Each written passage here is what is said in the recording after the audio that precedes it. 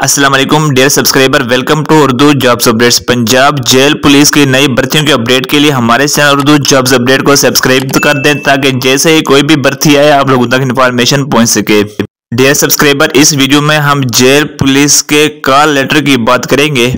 इस हवाले से अगर आपका कोई भी क्वेश्चन है आप कमेंट करके हमसे पूछ सकते हैं। Dear subscriber, jail police Multan के फाइनल कॉल लेटर जारी हो चुके हैं। जी आप लोग स्क्रीन पर देख सकते हैं, मुल्तान रीजन के जेल पुलिस के फाइनल अपॉइंटमेंट लेटर जारी हो चुके हैं, जिसमें कांस्टेबल की जो सैलरी है, बेसिक सैलरी है, वो 43,610 रुपए है। इसके अलावा बाकी तमाम अलाउंसेस भी दिए गए हैं। बाकी जो छुट्टियां होंगी, मेडिकल फैसिलिटीज होगी, इसके अलावा ट्रेवलिंग अलाउंस होगा, वो बाकी तमाम गवर्नमेंट के मुताबिक दिया जाएगा।